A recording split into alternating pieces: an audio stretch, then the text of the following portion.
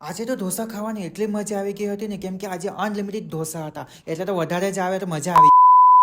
સો hey guys, good morning અને જય Shri Krishna. Good morning ની ગુડ નાઇટ, કેમ કે આજે અમે રેડી થઈને જવાના છે ઢોસા ખાવા. અને મેં તો ક્યારનો રેડી થઈ ગયો હતો, પણ મમ્મી લોકો રેડી જ નહીં થતા હતા, કેમ કે એ લોકોની ફેવરેટ સિરિયલ આવતી હતી. જો પપ્પા મમ્મી અને પીવું તો ધ્યાનથી ટીવી જોતા હતા, અંદર ઘૂસી જવાના એમ.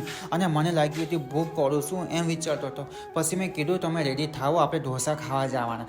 અને પછી રૂમમાં આવીને બધા મીટિંગ કરવા લાગી ગયા, અને ક્યારે જવાનું તો કહે જ નહીં, બધા બસ વાતો જ કર્યા કરતા હતા. પછી એ લોકોની વાતો પૂરી થઈ ગઈ અને પછી રેડી થઈને અમે નીકળી ગયા ઢોસા ખાવા માટે. અને ફાઇનલી એ જગ્યાએ પહોંચી ગયા જ્યાં ઢોસા ખાવા જવાના હતા ત્યાં. અને આજે તો અનલિમિટેડ ઢોસા હતા એટલે મજા આવી જશે. પહેલાં તો ભાઈ અને પપ્પા તો ઢોસાનો ઓર્ડર આપવા ગયા હતા, અને અમે ત્યાં બેસીને વિડીયો જોયા રાખતા હતા ફોનમાં. અને મેં તો ક્યારે આવે એ વિચારતો હતો. અને પહેલાં તો આવી ગયું મંચાવ સૂપ, અને મંચાવ સૂપને જોઈને મને મોંમાં પાણી તો આવી ગયું, પણ જ્યારે પીધું ને ત્યારે એટલું તીખું હતું મેં સાઈડમાં જ કરી દીધું. અને પછી તો આવી ગયા ઢોસા. અને આજે તો બે પ્રકારના ઢોસા હતા, એક તો આલુવાળા અને એક તો દાબેલીવાળા. તો મેં વિચારમાં પડી ગયા દાબેલીવાળો ઢોસો અરે પહેલી વાર ખાધો મેં તો. અને ખાટાની સાથે પછી આવી ગયા મૈસૂર, અને મૈસૂર વગરની તો મજા જ નહીં આવે. પછી ભાઈ તો વિચારમાં પડી ગયા ખામ કે નહીં ખામ એમ વિચારતો હતો.